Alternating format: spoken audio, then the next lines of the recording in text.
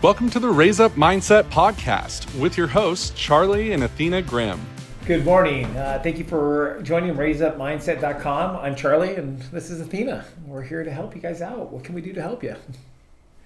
Yes, thank you for joining the Raise Up Mindset podcast with us today. Today we're going to talk about something a little bit different. We wanted to bring a little bit of humor, and the idea here is you can't make this stuff up.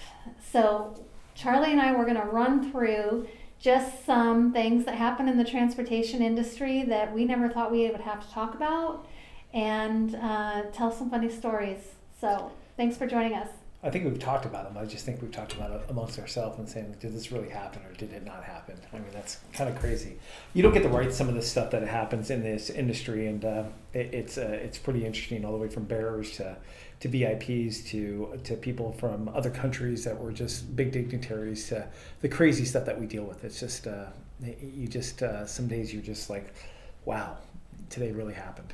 Yes. And I think that if you are operating your business in a management role, then you get a front view, because like you were driving some of those dignitaries or on some of those convoys, really. Yeah, so I mean, some of them were just all the way from when you say dignitaries, presidents of the United States to secretaries of commerce to presidents of other countries coming out of business, and they always have a fairly big size detail of vehicles being on them, and we are very fortunate that we work with all those different agencies that supply those. So we've been there with President Obama when he came and visited Alaska.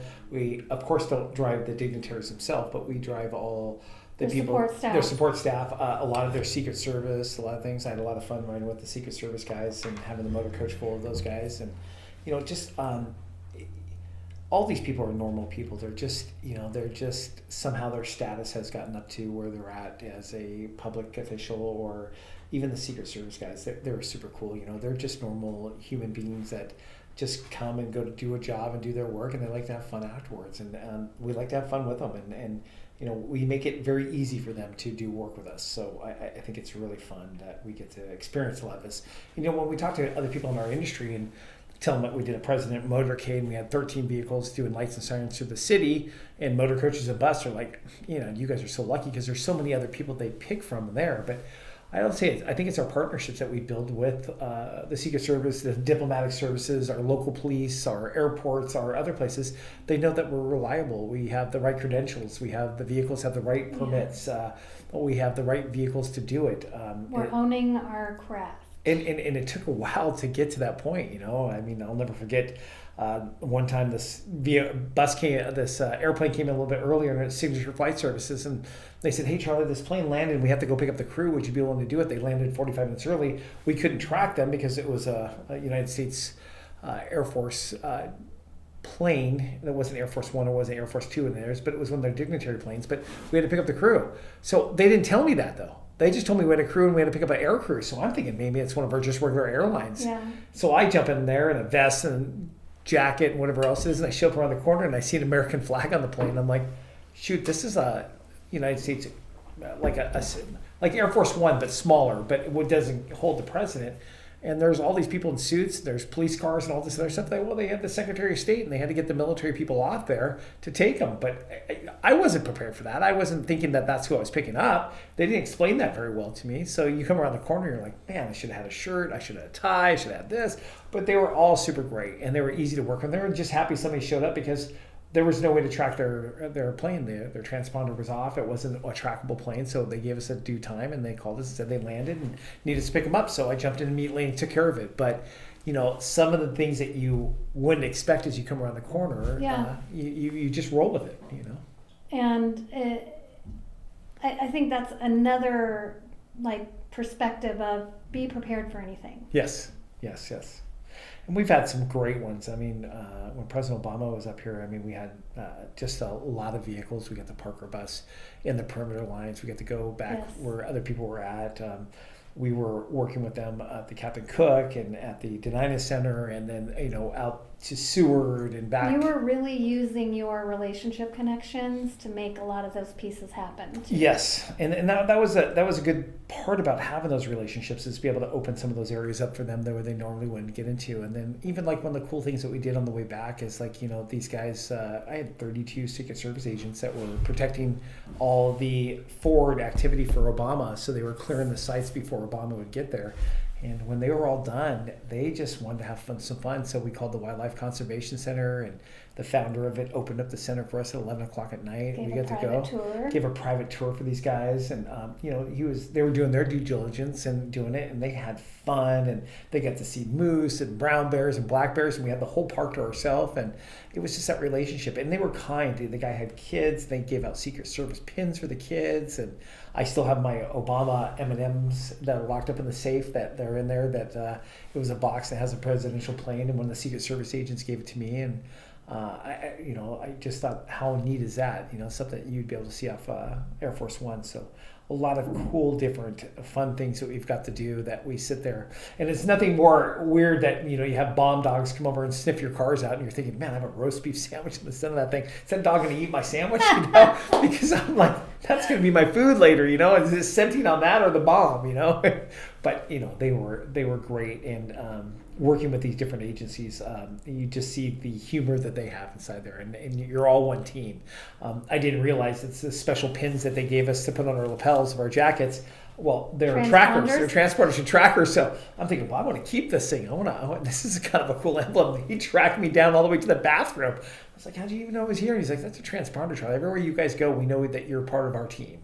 So when they're watching everybody, it goes in through the Captain Cook or the hotel, there's a monitor that shows you who's good guys, bad guys, whatever else is going on. So it's less of a threat for them. So, but you get to learn these things as you're working with them. So we had to give the pins back. We all had to give the pins back. But we just thought it was just a cool pin, But, some of the fun things you get to do with those things, I think it's really cool. And one of the stories you have, I think it was one of the Asian carrier or one of the Asian dignitaries where they were marking our cars, and you're like, hey, I don't want them to be marked. So we had the president of China coming in, and they were putting numbers on the vehicles, and they were putting like medics, and they were putting security staff, and they were putting this stuff in. They went over to one of the hard cars. They call hard cars a armored car. Yeah. And one of the diplomatic services, they went to go put it on. He goes, yeah. He goes, we don't let anybody put it. He goes, oh, no, you must. He goes, no, we don't do it. He goes, we don't put targets on our cars. And I go, good point. So the guy comes over to my car. I'm like, yeah, we don't do that. And he goes, yeah, you're the hired staff. You don't get to choose that. And I'm thinking, man, is this really worth $95 an hour? I just put a target on my windshield for them to shoot at. It's not great, And, we had zero problems. But you could see where some of the other people have been more experienced with this. They really, they look at that as a target. They look at that as that vehicle is targeted now, and so it was very interesting. But yeah, you get to hear some of the humor, and you're like, hey, can you go talk to those people? It's like, yeah, you're on your own. And they're great. And then some of them came up here, and we had emergency lights from other things that we've done where we ride in, and some of the Secret Service did. I'm like, oh, do you want to borrow some of ours? He's like, how come you have all these emergency lights? I was like, we do these quite a bit. And he's like, yeah. They're kind of looking around like, are you the problem or not? But they appreciated us letting them borrow some of the stuff, and they're just here on they rent cars from Avis or one of the other places, and they're doing forward deployments, and those are some of the fun things that you get to go do with some of these guys. When they open the doors of the hard car and they would show us the vehicles and see the doors this thick and the glass is this thick. That's kind of interesting. And then having a keeper that came all the way up from Texas to show them how to operate the vehicle and do it. It was just so educational in some of the things. And, one day I think Athena and I will write a biography or a book or something that was like stuff that ever happened in our industry over the last 26 or 30 years, whatever, how long we're into it. But some of the stuff you just can't write. There's just you can't believe the things that they would ask, or they would say, hey, can you find this for me or do something it's like, really? What are we doing here, Yeah. It's like, well, we don't want to know, actually. Yeah, we don't want to know. So it's pretty funny and interesting, but our there's a lot of confidence that is brought into us on certain things that we don't talk about what they talk about and what we do, and we kind of keep our head down and drive, I've had a CEO of a company, they had a big excursion here, and it's a big insurance company, I'll go as far as that, and they were bringing all their incentive groups here, and they were super good, and they brought their people that saved them money. That was the last claims department, and the top people in those departments came, and it was like a 3-week project, and then they brought over the salespeople, which the salespeople were the hugest group because they were doing all the upsells and doing all the other stuff, and that was a big group. And so the CEO, the CFO, and the COO all showed up, and they all show up in separate airplanes, and they come in at different times in case there's ever a problem. And just seeing some of the things you learn, but. And then I remember one of them sitting there, and they didn't really want to talk to me very much. And they're like, "Hey, driver, what's your name?" I'm like, "Oh, I'm Charlie. How are you?"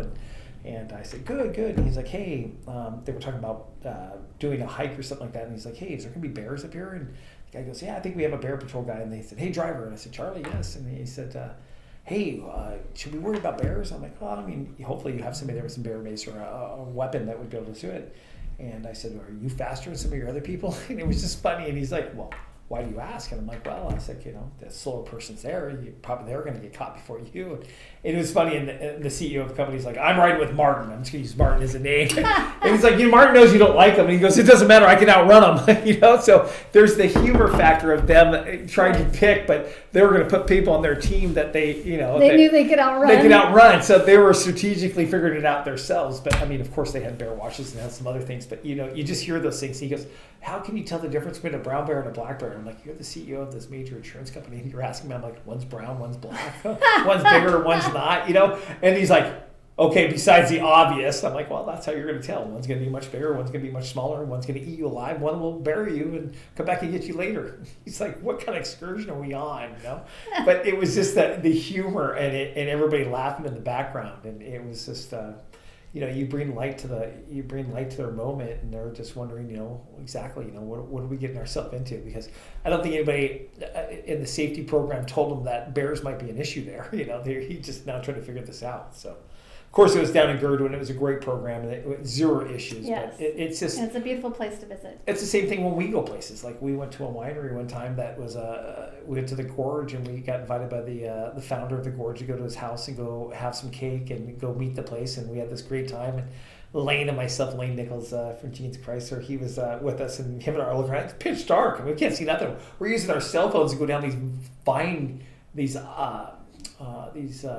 areas where all the grapes are being there and all the vines and the grapes. And I'm like, "You have any animals around here that we need to worry about?" He's like, "We got jaguars." I'm like, "Jaguar? How do you find jaguar?" I'm thinking bears or things like this that we have, but there's other elements of other areas, and it was a little discussion piece for all of us. And finally they turned some lights up through the vineyards and we could see the house. And I wasn't worried about wildlife at all. Like, I felt completely safe. Yeah.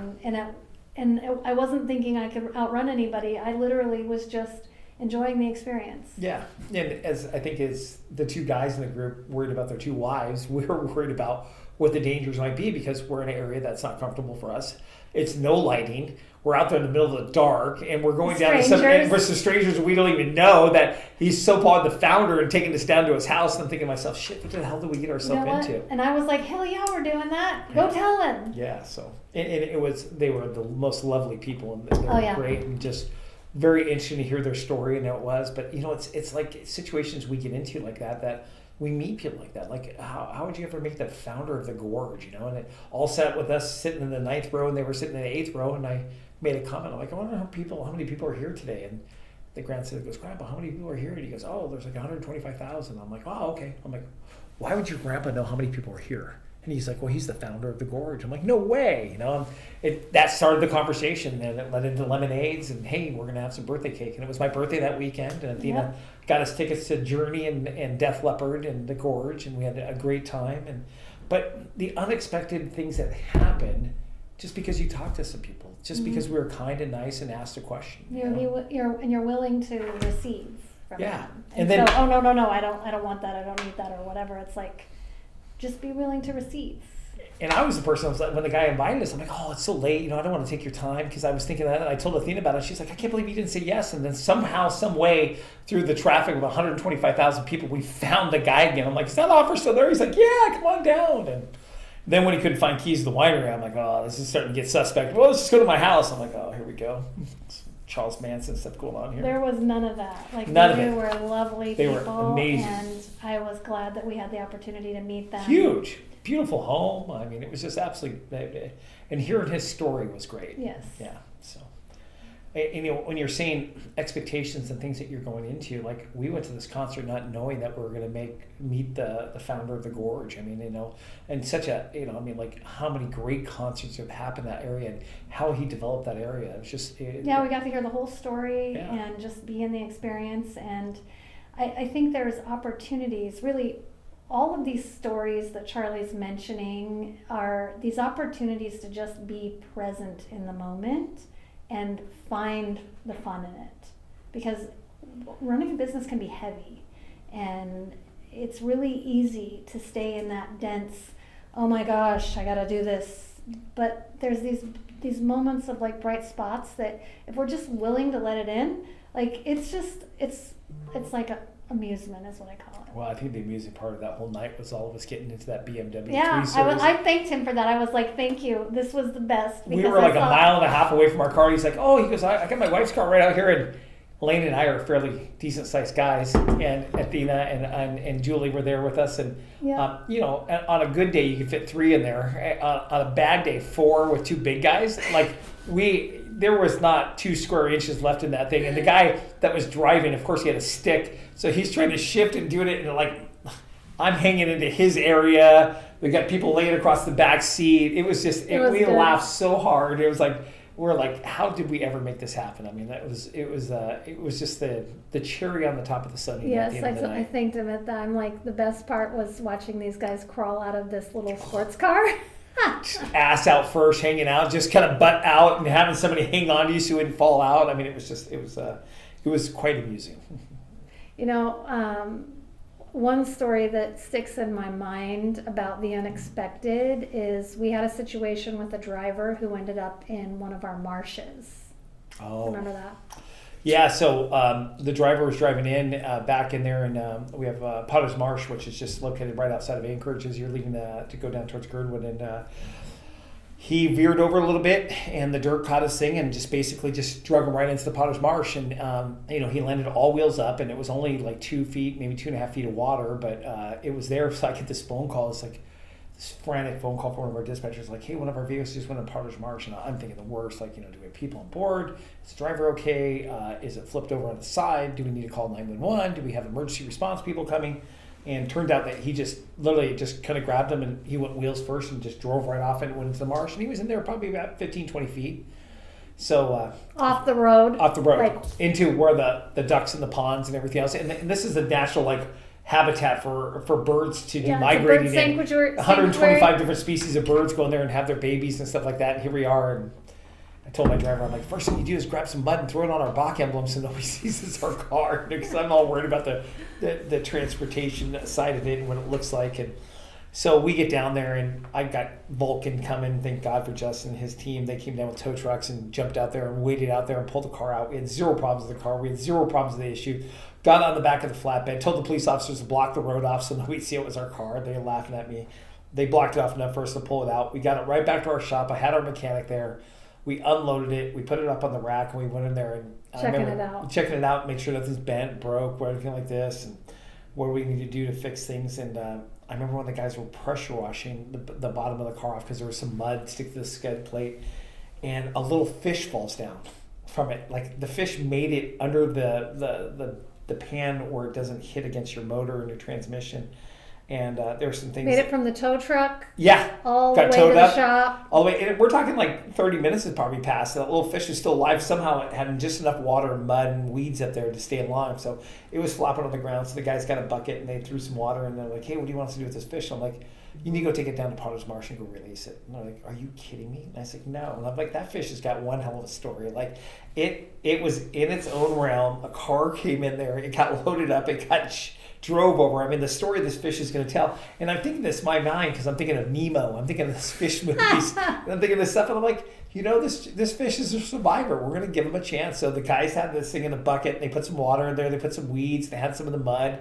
And the fish was alive when they got there. And they went and set it released. And they sent me a little video of it. And he was like, I cannot believe you had that. I'm like, that fish has got the best story in the world. I mean, it gets to live after this. I mean, that fish could still be alive in that lake. I have no idea. But the only predator it really had was the other fish eating it. I mean, the birds eating it. But yeah, anyways, it was a funny story. So then you fast forward down the Oh, road, jeez. and Charlie's invited by one of our clients to go to this lodge. So we're at the GCI Lodge, and one of the greatest lodges ever. Been very, very proud to know that we've gone there 4 or 5 times, and we've gotten to go to the lodge. And I'm sitting there, and all the big wigs are there, like all the big wigs, like the CEO Ron Duncan and all their CFOs and Paul Landis and everybody else is there, and we're sitting there, and we're at dinner at this beautiful lodge, and we're at this dinner place, and we're sitting there talking. He goes, yeah, it was the craziest thing. He goes, I was following this car coming in. This was another guest. This is another guest. He's a pastor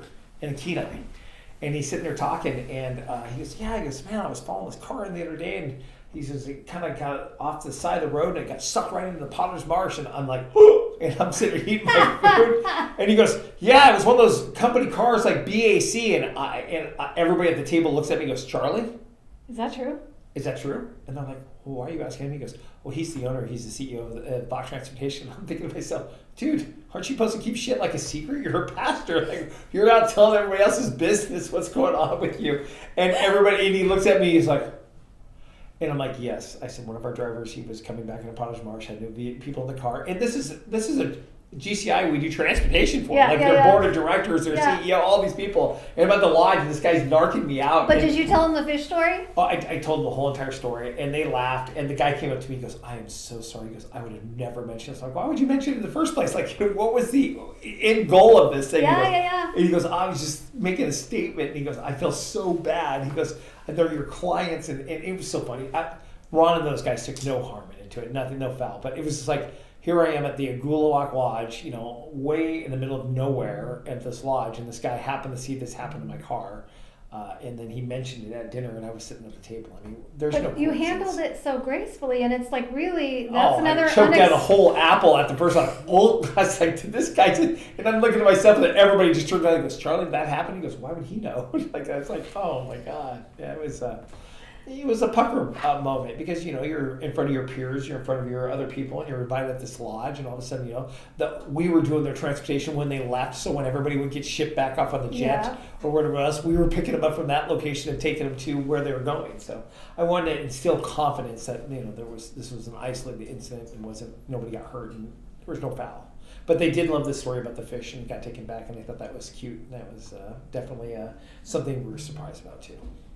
So that's another aspect of these surprises. Like, it's not just about clients having weird requests and interesting situations. Like, this is also, you kind of have to hold space sometimes when things show up that are unexpected, and you can't go, oh my gosh, or you can't allow emotion to run you and get upset. Well, I think the GCI Lodge has given us kind of those. We had another little unexpected there where we had an accident, and one of our former managers was over to talk to him, and there was a car crash, and we were at fault, and 100% we took it at fault, and we definitely worked with it, but it was why we were at the GCI Lodge too, and we were trying to navigate that too. So again, it's the way you take things and how you hold it. You want to make sure nobody's hurt. Vehicles always can be repaired or replaced. It's the public safety factor. Things are not happening to you. It's an opportunity, and I look at this is like reps. We're in life to get our reps in so that we can move to the next layer of achievement or goal or whatever. And when you were a kid, the things that would have shaken you then, they likely don't shake you now because you've got experience and you've kind of got the repetition piece in. And that's another aspect of it. It's like, how do you hold yourself when you're around people that you are winning business from or that you do business from? And Charlie's point to instilling confidence. Like, stuff happens. You gotta own it. Owning it and stuff happens. Yeah. And so denying it or trying to pretend like it's not a thing when it's like, hey, yeah, that was a thing that happened and we faced that and worked through it and it's not an issue now. Yeah, it becomes a bigger issue when you start to make it not an issue. And once you start to downplay it or this didn't really happen or something happened, just, you want to be as, it doesn't have to mean you have to give them all the information. You give them what they need and you own it and you say, that happened and we've definitely learned from that, and you smile about it and it usually just goes away. It doesn't linger. It's when you lie or something else and somebody's like, yeah, I saw this happen. I did this, and now it's questioning your integrity. It's questioning everything else about you, and now all of a sudden they're looking at you in a different light. So. Yeah. and they are looking at you, don't align with them. Yes, and alignment's important. Well, another aspect of this was working with your spouse. And so the idea here is there are some funny realities to working with your spouse. And one of the things that came to my mind is sometimes we have to cut deals to like move programs along. And there are times when Charlie and I have not been aligned, and he doesn't want to do it. And I'm like, okay, well, what would it be worth it to you? And you got to be really careful what you ask, especially him, because he comes up with some really creative things. And so it's like, but think of it that way, is it's like, how can we both benefit from this? If it's super important to you, but it's not so important to your spouse, like how can you make this fun, but also like get into alignment with each other or get into some kind of agreement? And there's been times where I like wanted to, I remember one time in particular, I wanted to do this incentive plan, and I did cut a deal with you, and it's a private deal that won't be discussed on camera. But the point of it is that you were completely like, you thought it was so funny, and I was like, okay, well, I'm willing to do that if we're gonna like run the experiment on this corner. And so get creative. It doesn't have to be so heavy. And there's many times where we just laugh at stuff that we probably wouldn't have laughed at 15 years ago. We're in a different place than we were 15 years ago. And you guys look at in your companies and where you're at and how you're doing things, like it's got to be fun too. It's got to be like, everything doesn't have to be so serious. And I know that we sometimes take it to that level of where the seriousness is because we believe it, but you got to be able to laugh about some of the mistakes, and you got to laugh about what some of the employees do, because like you just can't think of these things that would ever happen that you would understand that it would, like, you're like, you gotta be kidding me, I can't believe that happened. And then you're like, okay, I can't believe because of all the other things that have happened within this industry and the different instances we've had with drivers and things like that and chauffeurs. And so, yeah, nothing usually shocks me too much now. I'm like, if it shocks me, like it's gotta be really something crazy. It's gotta be something out there. Well, and remembering that you're interacting with people, and people are coming from different backgrounds, different heritages, and their normal and might not be our normal. Exactly. And so there's also this idea of you got to stay a little open-minded in order to have a sense of humor. Especially from people from other countries. I mean, their cultures are totally different than ours, and we might not understand them, but we have to respect them. And if you want to get that work back, you definitely need to, you can't say, are you crazy? What do you want to do? I mean, like, yeah, you gotta like, you don't want to be that guy that's no, like, let me see what I can do. No is not an answer anybody wants to hear, especially when you want something to go your way. You don't want somebody telling you, nope, we can't do that. Well, let me look for a different option. How can we make that happen? There's usually a workaround that you can work around one way or another, that they're satisfied and we're okay with it.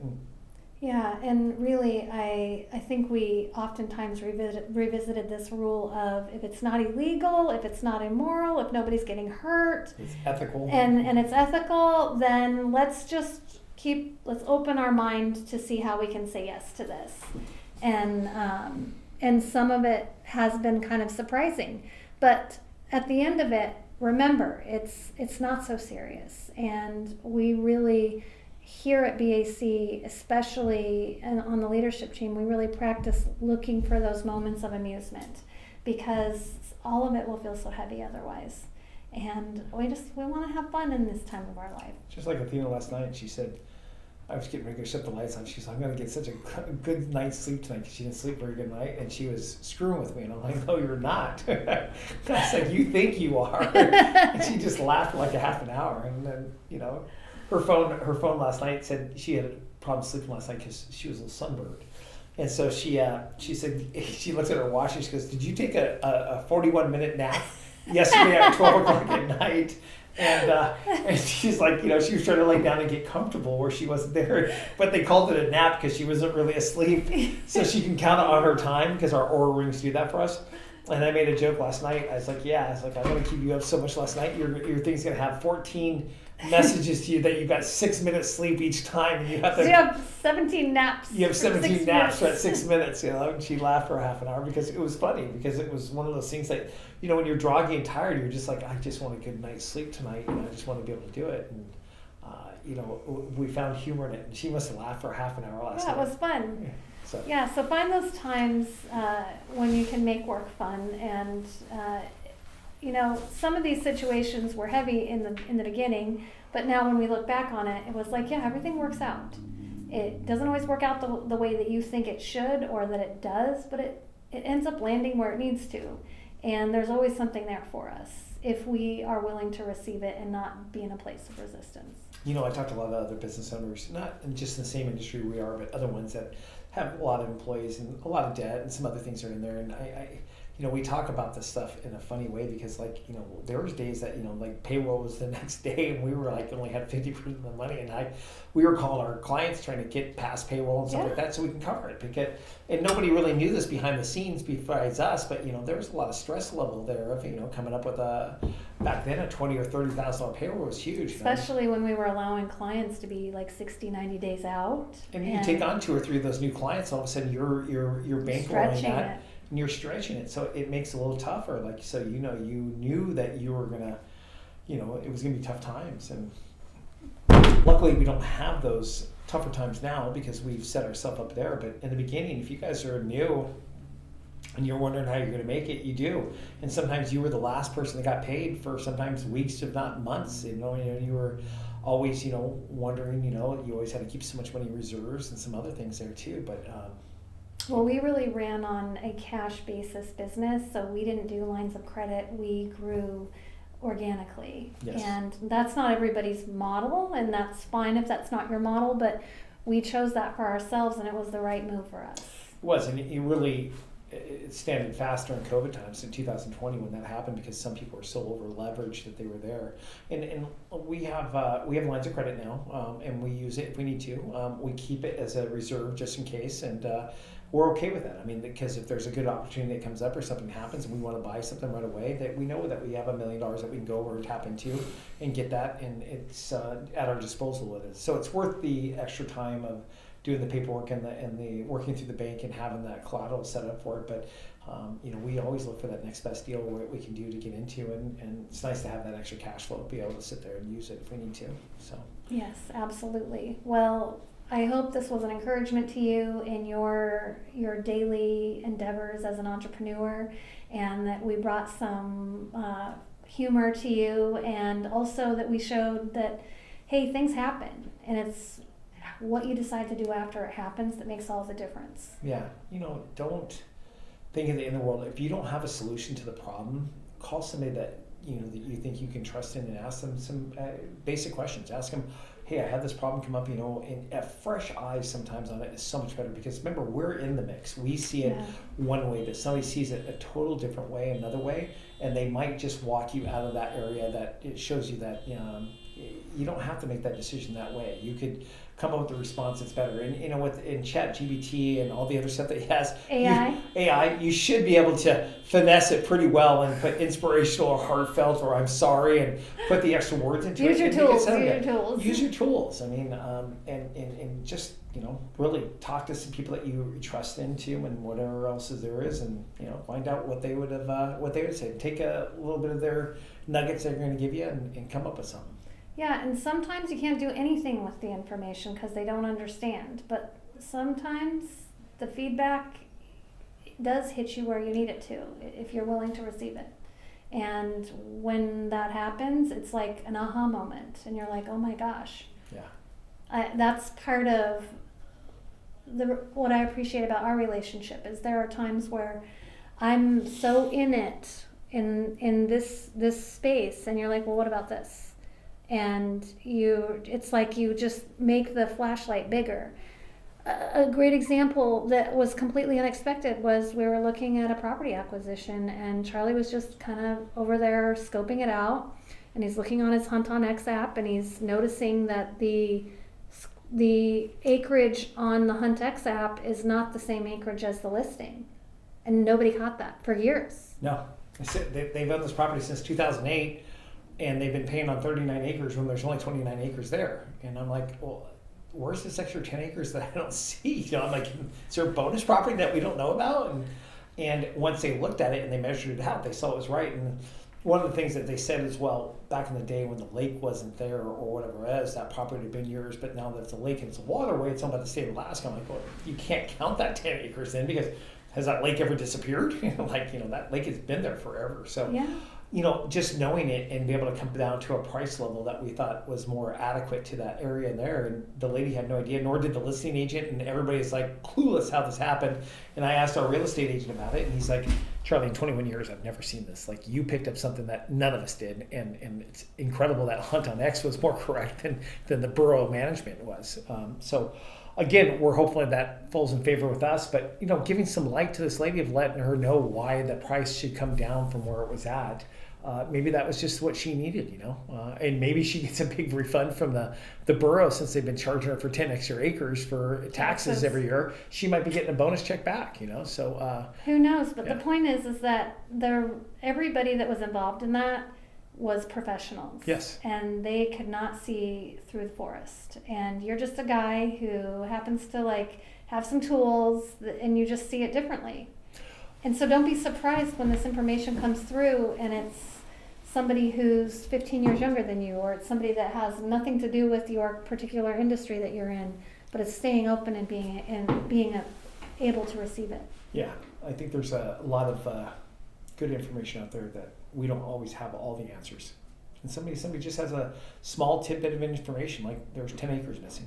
Acres. That's a big tidbit. That's 25% of what the property was. That's a huge difference here. There's a lot missing here. But again, just looking at those ways and doing it. And when I look at something, I automatically can pick it apart for the things I look for. But what Athena picks apart and what I pick apart are two different things. Yeah. So it's nice to have that second person there to be able to say, hey, what do you think of this and what's going on with this? Because the other person is like, well, did you think of this, this, and this? And you're like, no.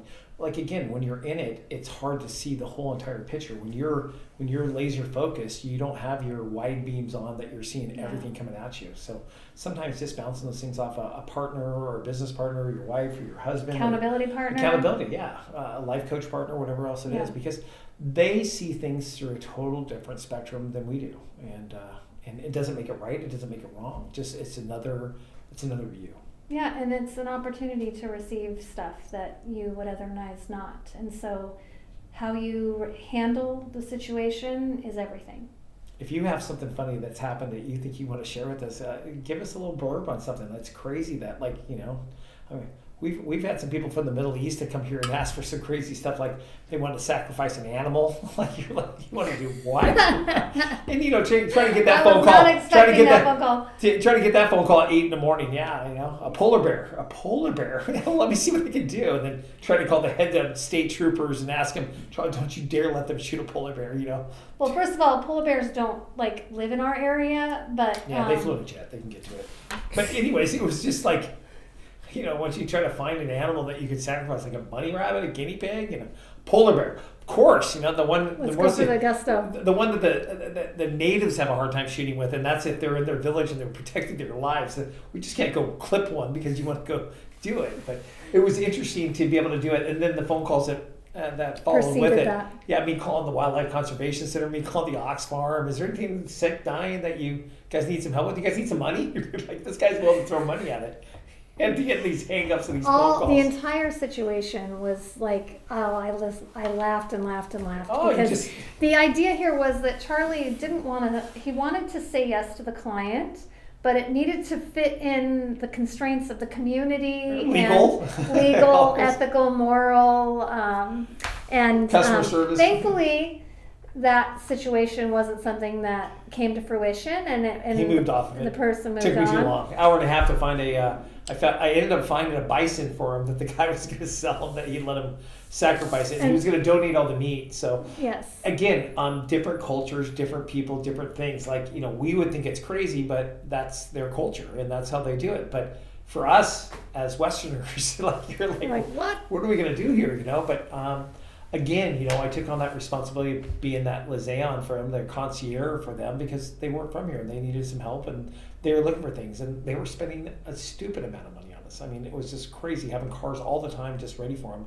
And that was the business that we were looking for. I mean, it was that, not the sacrifice animals, but the business that we were looking for these people. And if we could make it happen, I was going to look at it like, I wasn't sharper than the knife. I wasn't the person. No animals were harmed in this situation. No PETA things, no PETA.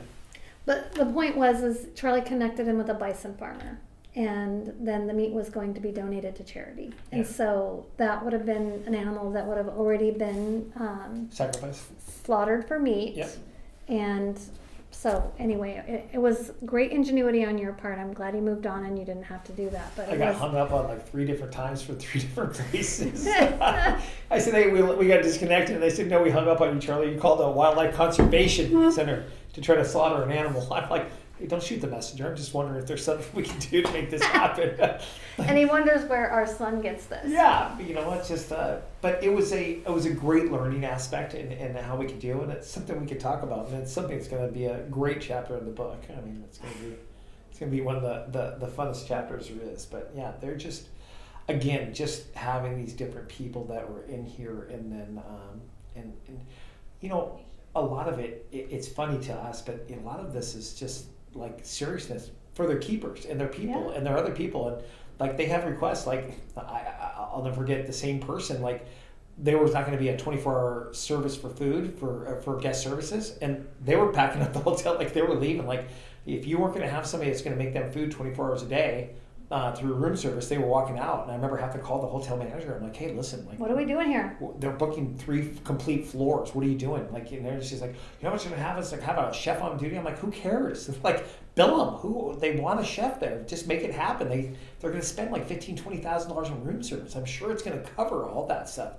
And but it was the unknown of somebody asking it and not doing it before. And once they realized what it was, it wasn't a big deal. But it took you showing that person that, hey, expand your perspective here. Yeah. Like it's going to work out for you. It's one of our big hotels, and our manager we usually deal was out of town, so I had to deal with one of the owners of the hotel, and he was it was outside of what usually he deals with, and so it took him a few minutes to realize that this was a good deal. Like we can do this. We can make this happen. Yeah, it was just a chef. Yeah, I mean, you're making grilled cheese sandwiches and steaks, and I mean, it's like it wasn't that big of a deal. Yeah. Yes. But they were getting ready to move over to another hotel right then and there. Like we stopped operations, radios there, people were touching their ears, and like, don't move anything else. So I'm like, oh, let me make some phone calls here real quick. And that's the great thing about our relationships here with our hotels and our other people that we work with. Like we can call the owner or the GM or one of those people and say, listen, they're getting ready to go sideways on this, and you're going to lose out on this cash flow. Is this really where you want to go? And then like, no. And then, but the front desk people are not the ones that can make those decisions sometimes. Because they just can't, they're not always entrusted with that to have power. And so it's nice for us to be able to look at that and say, hey, we can call somebody in, because we are more of an equal with that person to be able to say, hey, you're going to lose this business. I mean, this is going to be like, $50,000, $60,000 in revenue you're going to lose. Is this really what you want to do? And they're not going to get that same level of their front desk thing, like unless they're going to. Nobody's going to be in a candid conversation with them. Basically, it's going to be like, oh, well, that's what we're doing, and that's what I appreciate about our partnership is we have these candid conversations around. Okay, this is what we want to do, and you're like, well, hold on a minute, or I'm like, well, hold on a minute. And at the end of the day, we both want the same thing. Yes. We both want what's right for the team. We both want what's right for us. We both want what's right for the company. It's just how do we move into those directions to where we're both understanding each other. And sometimes we don't always agree. But the point of it is we will defer to the other one. If you are just, this is absolutely the direction that you feel like we need to have this happen, then, and it's not that big of a deal to me, then I'm like, okay, fine. Let's go do that. And there's things that you don't care about so much or that you don't love to deal with that I do like to deal with that. And so it's finding the balance, and it's just remembering that there's so many unexpected things that come. How are we going to show up when they show up? And how can we have fun doing it? Yeah, exactly. Because Because as you get older, you realize that you want to have fun. You want to be in a warm place. You want to do what you want to do. It has to be so serious. And there's so much stuff that's serious in life anymore that you don't want to add to that Jenga pile. You just want to delete shit and get it all over, and you want to have an open slate. You don't want to have it where you're getting X'd out.